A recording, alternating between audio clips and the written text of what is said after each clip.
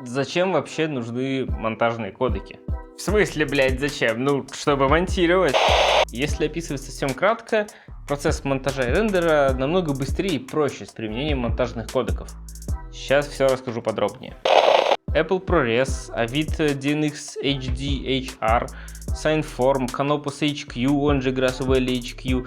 Это все семейство монтажных кодеков, главная особенность которых — низкие требования к аппаратному обеспечению при кодировании и декодировании. У этого плюса, разумеется, есть и обратная сторона медали. По сравнению с консюмерскими кодеками вроде H264 и 265, файлы весят примерно дохуя больше.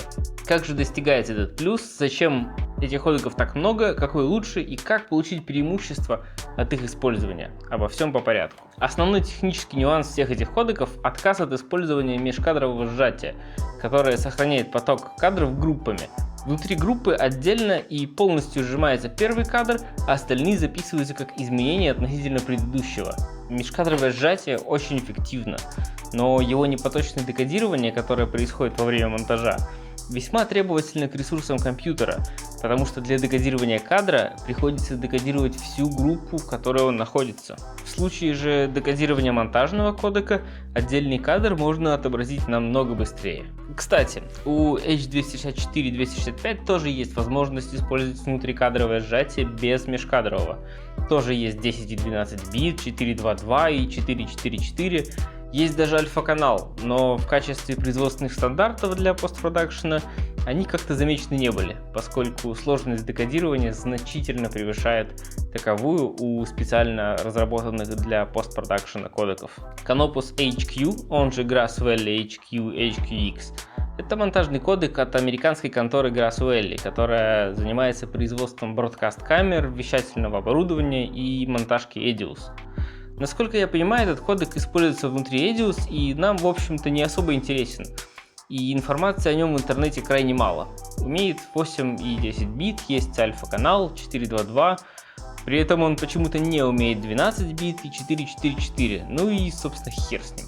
Кроме американских телевизионщиков, скорее всего, никому нахуй не всрался. Signform. Формально принадлежит GoPro, хотя снимать в него камеры GoPro не умеют. Теоретически у Signform есть все, чтобы стать отличным производственным стандартом: 10-12 бит, RAW кодер, 4.4.4 и альфа-канал, YUV и RGB пространство, но знаете ли вы хотя бы одного человека, который его использует в работе? Вот и я не знаю. Avid DNX HD. Продукт компании Avid, получивший достаточно широкое применение в теле- и киноиндустрии, имеющий весьма специфические нюансы. Субдискретизация 4.2.2 или 4.4.4, цвет только 8 или 10 бит, но разрешение только 1280 на 720 или 1920 на 1080.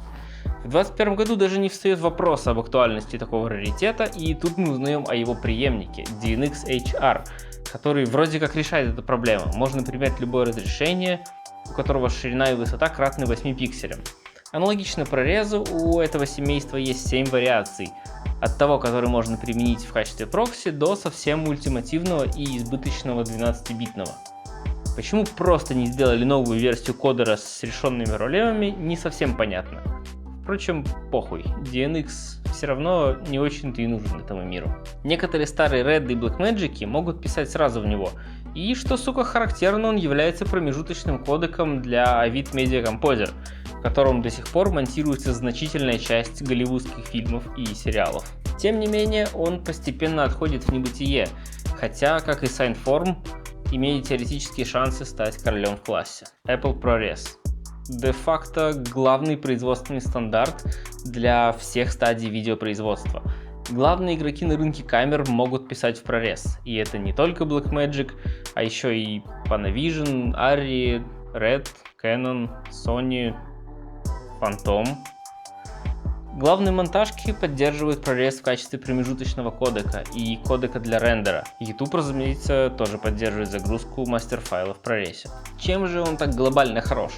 Ну, он красивый и быстрый, как, собственно, завещал Стив Джобс. При кодировании из другого кодека в ProRes и DNX именно ProRes будет больше похож на исходник, при равном или даже чуть меньшем битрейте, а скорость кодирования в прорез при этом будет выше, чем у DNX. В отличие от других монтажных кодеков, у него нет раздутого списка вариаций и фиксированных разрешений, а всего 6 вариантов.